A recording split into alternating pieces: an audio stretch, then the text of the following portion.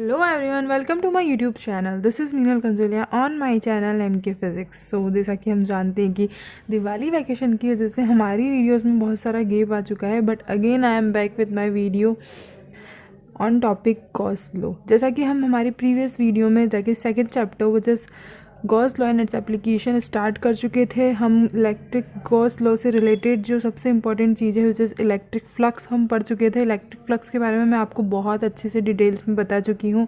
उससे related numericals भी हम कर चुके हैं. तो आज जो हम टॉपिक स्टार्ट करने वाले हैं वो है गॉस लॉ. सो गॉस लॉ में जो सबसे इंपॉर्टेंट चीज़ है जो जानने की क्या है वो हम आज स्टार्ट करेंगे. ठीक है. सो द गॉस लॉ में भी हम गॉस लॉ हम क्यों यूज़ कर रहे हैं, गॉस लॉ हमने क्यों इंट्रोड्यूस किया, ताकि क्या हुआ कि हम इलेक्ट्रिक फ्लक्स तो कैलकुलेट कर रहे थे बट उसका जो मेथड था वो बहुत ही ज़्यादा बड़ा था, और इसीलिए हमने थोड़ा सिंपल बनाने के लिए इलेक्ट्रिक फ्लक्स कैलकुलेशन को थोड़ा सिंपल बनाने के लिए एक गॉस लॉ इंट्रोड्यूस किया, जिससे क्या होगा हम इलेक्ट्रिक फ्लक्स आसानी से कैलकुलेट कर सकेंगे किसी भी सरफेस से. तो सबसे जो फर्स्ट इंपॉर्टेंट चीज़ है, नोट जो मैंने यहाँ पे लिख रखा है कि the theorem applies only to close surfaces.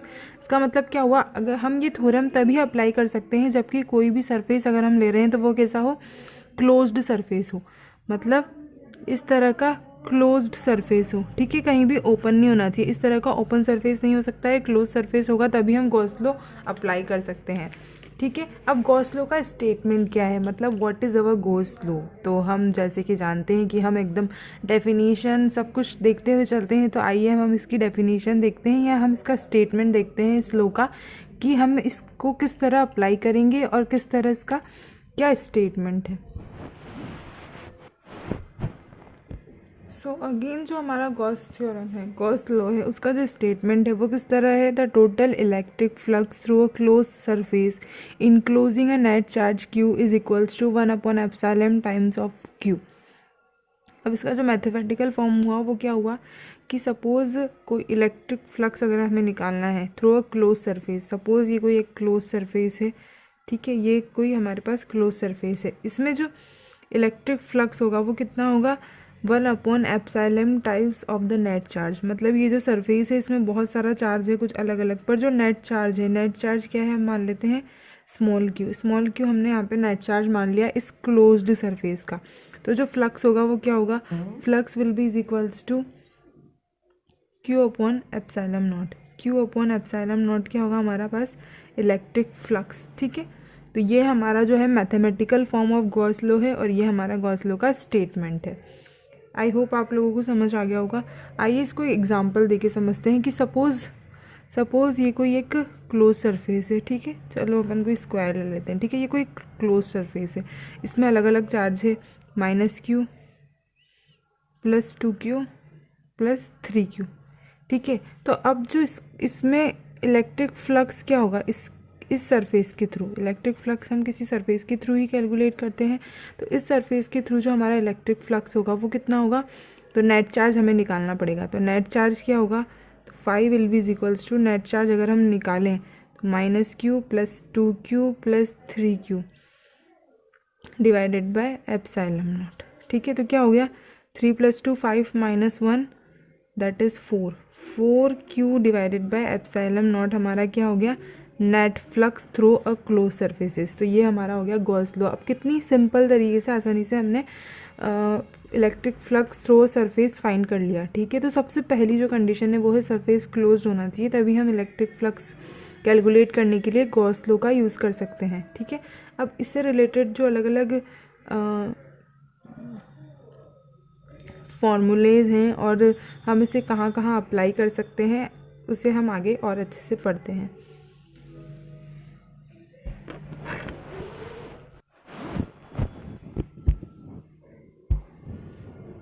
तो अब अगर हम इसे और अच्छे से देखें, ठीक है, तो हम ये जानते हैं कि अगर हम इस फॉर्मूले को और साफ साफ शब्दों में लिखना चाहें तो हम कैसे लिख सकते हैं, mathematically. This is a mathematical form of Gauss law. Mathematically अगर हम लिखें तो हम कैसे लिख सकते हैं कि शाई क्लोज्ड. ठीक है, electric flux through close surface will be is equals to q enclosed.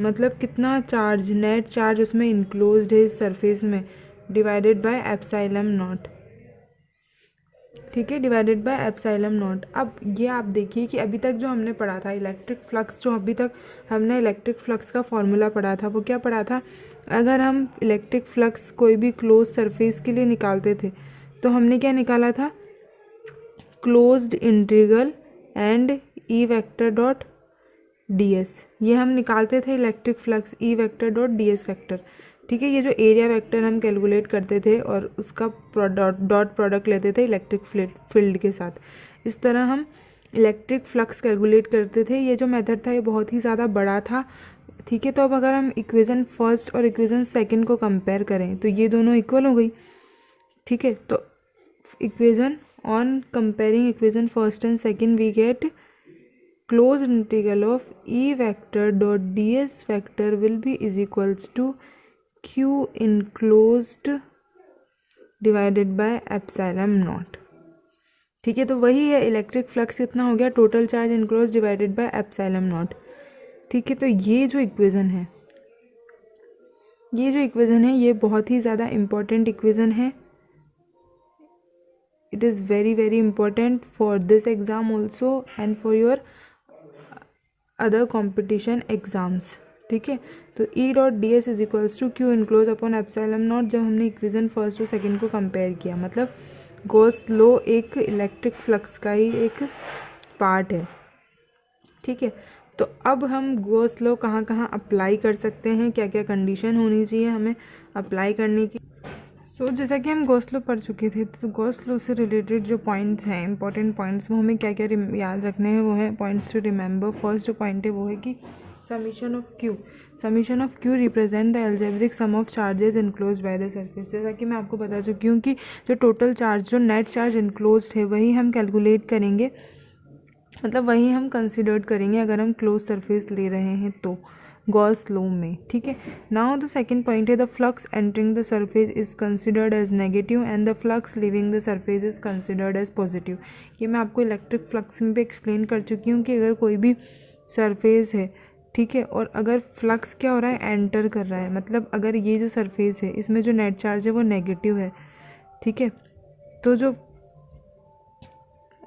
Flux होगा, जो इलेक्ट्रिक फ्लक्स होगा वो भी नेगेटिव होगा। और ये एक सरफेस है, अगर इसमें जो नेट चार्ज इनक्लोज है वो पॉजिटिव है, तो जो इलेक्ट्रिक फ्लक्स होगा वो कौन सा होगा, वो भी पॉजिटिव होगा। मतलब ऐसा लगेगा कि electric flux is living the surface, और नेगेटिव चार्ज के केस में electric flux is entering the surface. The close surface considered for applying Gauss law, ठीक है। जो थर्ड पॉइंट है वो है the close surface considered for applying Gauss law is called Gaussian surface, ठीक है। अब इसका क्या मतलब हुआ, इसका मतलब हुआ कि सपोज़ अगर हम ये जो है, ये हमारे पास एक चार्ज डिस्ट्रीब्यूशन है, ठीक है, इस पर एक पॉजिटिव चार्ज डिस्ट्रीब्यूट हो रहा है कि एक सिंपल वायर है या कोई भी अपन सिंपल प्लेट ले लेते हैं तो उस पर क्या है, पॉजिटिव चार्ज डिस्ट्रीब्यूट हो रहा है, ठीक है। अब हमें क्या निकालना है, इलेक्ट्रिक फ्लक्स निकालना है, इसकी वजह से, इस डिस्ट्रीब्यूशन ऑफ चार्ज की वजह से। हम इलेक्ट्रिक फ्लक्स में सब पढ़ चुके हैं, मतलब प्रीवियस वीडियो में हम डिस्ट्रीब्यूशन ऑफ चार्ज पढ़ चुके हैं अच्छे से, ठीक है। अब हमें इस डिस्ट्रीब्यूशन की वजह से क्या निकालना है, इलेक्ट्रिक फ्लक्स। तो इलेक्ट्रिक फ्लक्स कैलकुलेट करने के लिए हमें क्या करना पड़ेगा, एक गॉसियन सरफेस मांगना पड़ेगा। मतलब ये अगर जो हम एक सिलेंड्रिकल सरफेस मानेंगे, ठीक है, तो ये क्या हो गया, अब हमारा क्लोज सरफेस हो गया। अब इसके थ्रू हम net charge divided by epsilon not की हेल्प से हम इलेक्ट्रिक फ्लक्स कैलकुलेट कर सकते हैं। तो ये जो सरफेस हमने माना है इसको हम क्या नाम देंगे, this is our Gaussian surface. Gauss law में जो भी हम सरफेस मानते हैं या जिस भी सरफेस से हम इलेक्ट्रिक फ्लक्स कैलकुलेट करते हैं उसको क्या नाम देते हैं हम, गॉसियन सरफेस, ठीक है। वो हमारा क्या हो गया, गॉसियन सरफेस। और इसमें लिखा हुआ है कि it is an imaginary close surface, मतलब ये जो सरफेस है ये इमेजनरी सरफेस है, इसका कोई लेना, इस सरफेस का इलेक्ट्रिक फ्लक्स पर, मतलब इलेक्ट्रिक फ्लक्स की वैल्यू पर, मैग्नीट्यूड पर कोई फ़र्क नहीं पड़ेगा। ये एक इमेजनरी सरफेस है, यहाँ पर जो होगा बस जो इफ़ेक्ट होगा, जैसे इस चार्ज की वजह से, इस जो सरफेस पर है ये इफ़ेक्ट क्या है, इक्वल है, इसीलिए हमने सिलेंड्रिकल सरफेस माना है। सरफेस किसी भी तरह का हो सकता है, सिलेंड्रिकल, स्फेरिकल, अगर सिर्फ एक ही चार्ज है, ठीक है, तो हम कौन सा सरफेस मानते हैं, इस तरह का स्फेरिकल सरफेस मानते हैं, ठीक है। This is our Gaussian surface. इसी तरह इस प्लेट के केस में जो ये सरफेस है ये क्या है, सिलेंड्रिकल सरफेस है, और ये हमारा क्या हो गया, गॉसियन सरफेस। ये क्या है, इमेजनरी सरफेस है। इमेजनरी क्लोज सरफेस हमने माना है क्योंकि हमें इलेक्ट्रिक फ्लक्स कैलकुलेट करना है और गॉस लॉ हम आसानी से इसमें अप्लाई कर सकते हैं, ठीक है। अब हम गॉस लॉ को डिराइव करते हैं कि किस तरह हम गॉस लॉ का जो फॉर्मूला है which is Q upon epsilon not आया, तो आया कैसे, ठीक है।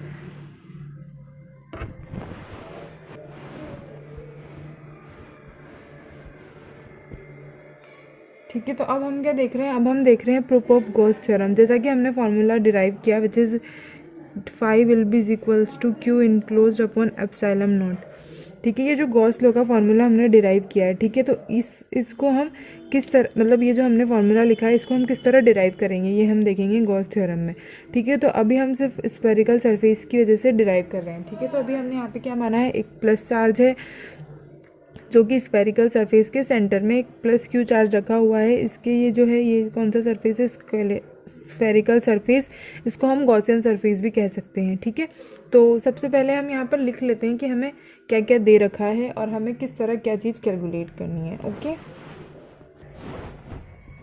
तो सबसे पहले हमने यहाँ पे जो जो चीज़ हमें दे रखी है, जो जो चीज़ हमने यूज़ की है उसको लिख लेते हैं। तो spherical surface of radius r, ये जो स्फेरिकल सरफेस है उसकी रेडियस क्या है r, has a charge q, has a charge plus q at its centre and show that the total flux through the sphere is, हमें क्या prove करना है कि phi will be equals to q upon epsilon naught, और हमारे पास ये चीज़ें दे रखी है, ठीक है। तो सबसे पहले जो हम यहाँ पे देखेंगे वो क्या करना है, हमें एक छोटा सा एलिमेंट मानना है ds, ठीक है। एक छोटा सा एलिमेंट मानेंगे हम ds जो कि है सरफेस एरिया, ठीक है। तो इसका जो एरिया वेक्टर है वो किस डायरेक्शन में होगा, इस डायरेक्शन में, एन कैप। एरिया वेक्टर मैं आपको प्रीवियस वीडियो में बहुत अच्छे से पढ़ा चुकी हूँ, प्लीज़ उसका लिंक आपको डिस्क्रिप्शन बॉक्स में मिल जाएगा, ठीक है। तो इसका जो एरिया वेक्टर है वो क्या है, एन कैप, और इलेक्ट्रिक फील्ड की डायरेक्शन है वो भी क्या होगी, यही होगी, ठीक है। तो इलेक्ट्रिक फील्ड भी इस डायरेक्शन में है और एन कैप भी इस डायरेक्शन में है, ठीक है।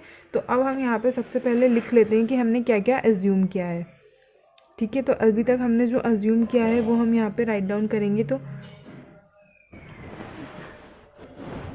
ठीक है। तो अब हमने यहाँ पे क्या कंसीडर किया है, we consider a small area element ds vector, ये आप नोट कर सकते हैं, पेन कॉपी लेकर बैठिएगा, आप वीडियोस पूरी देखिएगा।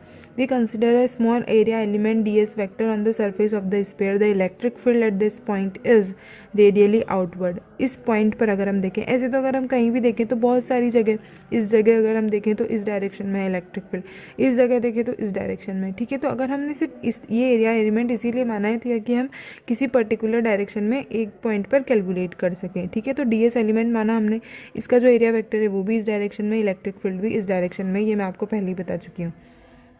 The electric field is outward and the area vector also points to the same direction. तो इलेक्ट्रिक फील्ड और एरिया वेक्टर है वो दोनों किस डायरेक्शन में है, सेम डायरेक्शन में है, ठीक है। तो अभी हम जानते हैं कि जब इलेक्ट्रिक फील्ड जो होती है, इलेक्ट्रिक फील्ड का फॉर्मूला जो होता है वो क्या होता है, E vector is equals to 1/4 pi epsilon naught q upon r square, क्योंकि यहाँ पे चार्ज सिर्फ एक ही है, ठीक है। और जैसा कि अभी हमने पढ़ा था, जैसा कि हम इलेक्ट्रिक फ्लक्स के बारे में अच्छे से पढ़ चुके हैं, तो इलेक्ट्रिक फ्लक्स का जो फॉर्मूला होता है वो क्या होता है, क्यू इनक्लोज ई dot d S cos theta, ठीक है। तो कॉस थीटा, अगर हम यहाँ पर देखें थीटा के किसके बीच में एंगल होता है, इलेक्ट्रिक फील्ड और एरिया वेक्टर के बीच में एंगल होता है। तो ये जो एंगल है वो कितना है, 0 डिग्री, ठीक है। तो क्या होगा यहाँ पे ई dot d S cos zero की वैल्यू जो होती है वो कितनी होती है, 1 होती है, ठीक है। तो अब हम जो होगा इलेक्ट्रिक फ्लक्स जो होगा वो क्या होगा हमारे पास, E electric field enclosing D S area, ठीक है। जो इलेक्ट्रिक फील्ड की वैल्यू तो आपको पता ही है, which is 1/4 pi epsilon naught. और अगर एरिया देखें डी एस एरिया, तो स्फेरिकल सरफेस का जो सरफेस एरिया होता है वो कितना होता है, स्फेरिकल सरफेस का जो सरफेस एरिया होता है वो होता है 4 पाई आर स्क्वायर, ये आपको पता होना चाहिए, ठीक है। ये होता है 4 पाई आर स्क्वायर। तो अब हम जब ई की वैल्यू रखें तो फ्लक्स क्या होगा, 1/4 pi epsilon naught q upon r square into 4πr²। 4π से 4π कैंसिल, आर स्क्वायर से आर स्क्वायर कैंसिल, क्या बचा हमारे पास क्यू अपॉन एप्सिलॉन नॉट। जो यहाँ पर क्यू क्या है, क्यू है नेट चार्ज इनक्लोज। ठीक है, तो यही तो क्या था हमारा गॉस लॉ। तो 5 will be is equals to q upon epsilon naught. ठीक है, क्यू इनक्लोज था जो नेट चार्ज था। इस केस में हमारे पास सिर्फ नेट चार्ज क्या है, यहाँ पे स्मॉल क्यू है। ठीक है, तो ये हमारा फॉर्मूला डिराइव हो गया। So this proved Gauss law. This proved Gauss law.